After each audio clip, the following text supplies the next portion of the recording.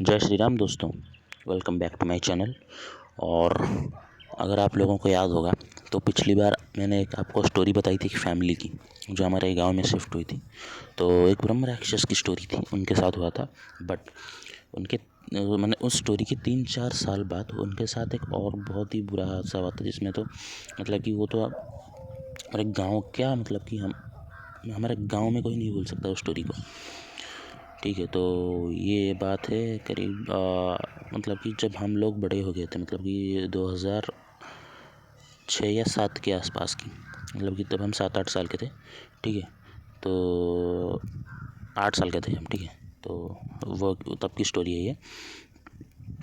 और तब क्या हुआ था कि इनके जो पापा थे, इन्होंने तो ऑब्वियसली बाहर जॉब किया था। तो वो बाहर मतलब कि दूर दूर अलग अलग स्टेट में उनके दोस्त थे।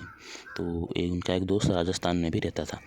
तो उनका मतलब कि कोई समर वैकेशन में उनके दोस्त ने बुलाया कि यार तुम आओ ना, राजस्थान घूमने आओ।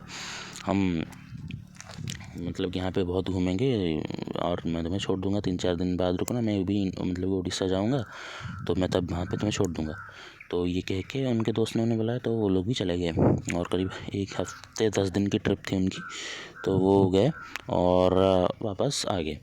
और आने के बाद तो उनकी जो बेटी थी, जो कि हमारे साथ स्कूल जाती थी, तो मतलब कि स्कूल में जब हम उसे नोटिस करते थे तो जो बेंच होते हैं वो एक एक हाथ से बेंच उठा के उसके नीचे झाड़ू लगा देती थी। जो हम मतलब कि ऐसे रोल नंबर वाइज झाड़ू लगाते थे रूम को, तो वो एक एक बेंच को एक हाथ से उठा के झाड़ू लगा देती थी। जो कि हम लड़के के हमें 2 हाथ लगते थे उठाने में। तो हमने लगा कि क्या कहीं फिट होगी शायद या कुछ। हम तो बचे ही थे यार, इसमें मतलब कि इतना कोई दिमाग में आया ही नहीं। तो हम बस वाहवाही देते रहते थे कि यार ये एक बेंच को अकेले उठा दे रही है। तो जब उसका थोड़ा सा मतलब कि हर तरफ ये है कि यार ये बहुत ताकत है इसमें। तो एक एक टेबल, एक एक डेस्क, कई कई बार तो हमने देखा कि लड़के बैठे हुए हैं और उसके साथ ही उसने बेंच को उठा दिया। तो जब ये बात हमारे स्कूल के हेडमास्टर के पास पहुंची तो उन्हें थोड़ा सा अजीब लगा। तो उन्होंने उसे बुलाया और पूछा कि तुम ये सब क्या कर रहे हो। तो उसने बोला कि मैंने क्या किया है मैम। तो बोला कि तुम कुछ ना कुछ तो कर रहे हो, लेकिन कोई मतलब कि मतलब बच्चे बैठे हुए हैं बेंच पे और उसे एक हाथ से कभी उठा नहीं सकता। तो फिर उसने मतलब कि वो पता नहीं उसे क्या हुआ, तो उसने थोड़ा सा उस बात को इग्नोर करके वो भागी वहाँ से। तो हेडमास्टर जी ने तो उसके पापा को फ़ोन करके बोल दिया कि देखिए सर, आपकी बेटी के साथ ये हो रहा है। तो मैं सजेस्ट करूँगी कि आप किसी डॉक्टर या फिर कोई तांत्रिक या बाबा को दिखाइए, क्योंकि वो बहुत अनयूजुअल चीज़ है। और उनके पापा मतलब कि उनके साथ वो ब्रह्म राक्षस वाली स्टोरी हुई थी, बट उन्हें लगा था कि यार वो तो ब्रह्म राक्षस तो चला गया होगा, तो इतना इतना मतलब कि कोई और ही बात होगी, या फिर अभी नॉर्मल बात सोच के उन्होंने उस बात को इग्नोर कर दिया, प्रिंसिपल मैडम की बात को। तो फिर क्या हुआ कि 2-4 दिन बाद वो 2-4 दिन स्कूल नहीं आई, क्योंकि उसे बुखार था बहुत तेज़। और उनकी जो मम्मी थी, एक सुबह वो मम्मी जल्दी उठ के उसके लिए कुछ हलवा वगैरह बना के आई थी और वो उसके रूम में देने गई थी। तो उनकी मम्मी बताती है कि वो पहली बार था मतलब कि उनकी बेटी को देख के उन्हें ऐसा लगा कि उनकी तरफ मौत आ रही है। और वो वहीं हलवा फेंक के इतना तेज़ भाग के नीचे बाहर ही चली गई डायरेक्ट। और बाहर जाके गांव वालों को बताया कि पहली बार मैं मतलब कि उनकी माँ ने कहा कि पहली बार मैं अपनी बेटी से इतना डर लगा, चाहे वो मार देगी लगता है मुझे। तो जब मतलब कि बाकी के उनके पापा और गांव के कुछ लोग रूम में गए तो देखा कि मतलब कि वो जो नज़ारा उन्होंने देखा, भाई हमें तो दिखाई नहीं गया कि हम बच्चे ही थे। तो हमने जो सुना है, तो क्या हुआ कि वो जो पंखा होता है उसके ऊपर उल्टा लटकी हुई है, मतलब कि ज़िंदा है, फांसी नहीं बट उल्टा लटकी हुई है। तो वो देख के उनके पापा और गांव वाले तो सब डर गए। तो उन्हें समझ में आ गया कि नहीं यार, ये इसके साथ फिर कुछ हुआ है, शायद वो ब्रह्म राक्षस फिर वापस आ गए। तो उनके पापा के जो मतलब कि जिन बाबा ने उन्हें जो बालाजी ले जाने के लिए उन्हें एडवाइस दी थी, तो उनके पास वो ले गए। और तो वो उनके पास जाने से मतलब कि वो उनके घर से करीब हमारे गांव से वो जो बाबा रहते थे वो 3-4 किलोमीटर थे, बट 3-4 किलोमीटर जाने में हमें 6-7 घंटे लग गए थे उनको। उनका जो मतलब कि वो जो है जो गांव में जो उनका ड्राइवर था, कार में लेके जा रहे थे बांध के उसे, बार बार रास्ता भूल रहा था, कहीं वो आगे चले जा रहे थे, कहीं पे कुछ चले जा रहे। 3-6-7 घंटे बाद वो जहाँ के बाद वहाँ पे पहुँचे। तो फिर जब जैसे ही मतलब कि वो वहाँ पे पहुँचे तो वो जो उसने देखा तो उसमें पता नहीं इतनी ताकत आ गई कि वो कुछ तो उसने जाते वहाँ पे जाते वक्त कुछ इतना हल्ला गुल्ला नहीं किया, उसे रस्सी से बांध दिया था, वो ठीक थी। बट भाई अचानक जैसे ही वहाँ पे पहुँचे और उन्होंने उसकी जो डोर खोल दिया कार का, भाई उसने जो रस्सी तोड़ी है, मतलब कि जैसे उसके हाथ में रस्सी नहीं कोई मतलब कि धागा बंधा हुआ, उसने ऐसे किया और रस्सी टूट गई। और फिर वो इतनी तेज़ भागी कि भाई हिम्मत है किसी की गांव में जो उसे पकड़ पाया, कोई नहीं पकड़ पाया। और एक बड़ा सा मतलब कि बरगद का पेड़ था और उसने एक जंप में वो सबसे ऊंची डाल पे जाके बैठ गई। ये हमने सबने लाइव देखा है, इतनी ताकत आ गई थी उसमें।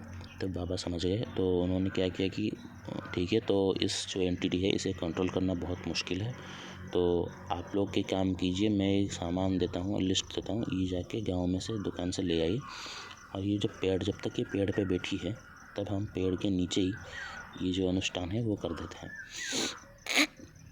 तो उसके बाबा ने क्या किया कि वो जल्दी से फटाफट से गए और गाँव से दुकान से वो सारी चीज़ें लेके आई। और क्या था कि उनकी मतलब कि उनकी जो बेटी थी वो तभी भी पेड़ पर बैठ रही थी, और कोई अगर कौवा वहाँ पे बैठा था तो उसके कौवे को पकड़ के कच्चा खा जा रही थी। तो ये सब देख के मतलब कि उनकी माँ को मतलब कि रोक के उनका बुरा ही हाल था। तो फिर बाबा ने क्या किया कि उसे पहले तो बुलाया कि अगर तो मतलब कि सलामती चाहती है तेरी तो नीचे आ जा। तो उस आत्मा ने उन्हें मना कर दिया कि नहीं, मैं नीचे नहीं आऊँ। तो फिर बाबा ने क्या किया कि ठीक है, तो बाबा ने फिर उस पेड़ के चारों तरफ एक मतलब कि सिंदूर से आई थिंक घेरा बनाया, और वो जो नींबू मिर्ची का वो वहाँ पे रखा, और वो प्रोसेस पूरा वो अनुष्ठान करने लगे। वो बहुत तेज़ तेज़ मंत्र पढ़ रहे हैं, और वो बंदी जो है वो बहुत तेज़ चिल्ला रही है ऊपर बैठ के। ऊपर से जो डालियाँ हैं, टहनियाँ हैं, वो मतलब कि उखाड़ के बाबा की तरफ फेंक रही है, और बाबा को चोट भी लग रही है, बट वो हिल नहीं रहे, वो कंटिन्यूसली वो पूजा कर ही जा रहे हैं। और तभी उसने क्या किया कि एक टहनी उठा के उसकी मम्मी की तरफ फेंक दिया, और वो टहनी सीधा आके उनके छाती में घुस गई। हाँ, वो एक मतलब कि नुकीली चीज़ थी, वो छाती में घुस गई। और ऑब्वियसली वहाँ पे वो इतना सब कांड हो रहा था, तो जो पुलिस वाले थे तो वो भी आ गए थे। इतनी तेज़ आवाज़ सुन के हमारे गांव के पास एक पुलिस स्टेशन भी है, तो वो सामने देख रहे थे। और ये लड़की 7 साल की लड़की पेड़ के ऊपर से बहुत बड़ी टहनी उठा के उसकी माँ की तरफ फेंका, जो उसके छाती में घुस गई।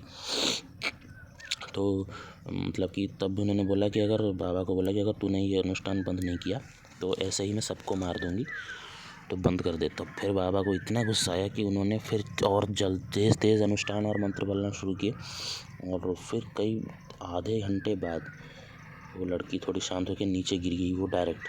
और बाबा ने क्या किया कि तभी वो जो मिट्टी का तेल होता है वो डाल के उस पेड़ को ही जला दिया।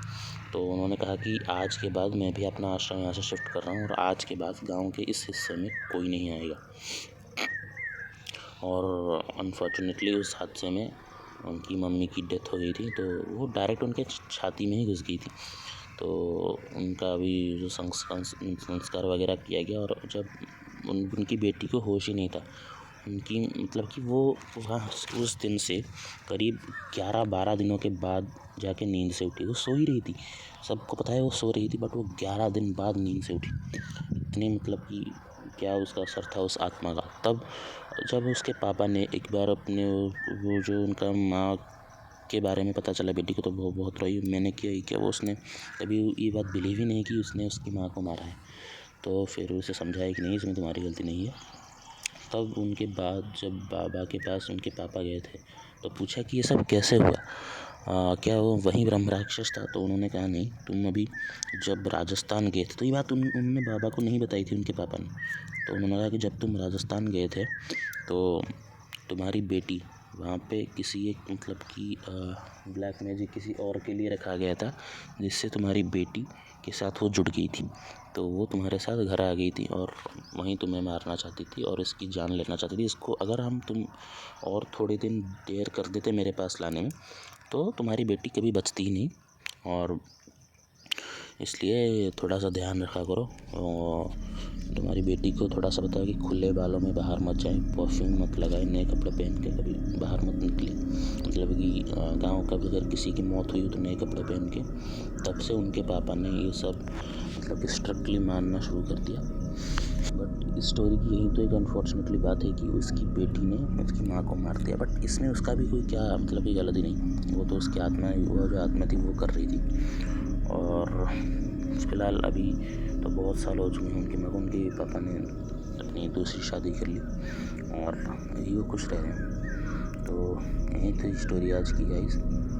और पसंद आए तो इस वीडियो को लाइक करना, चैनल को सब्सक्राइब करना और इस वीडियो को ज़्यादा से ज़्यादा शेयर करना। थोड़े से सब्सक्राइब भी कर दो। तो थैंक्स फॉर वॉचिंग।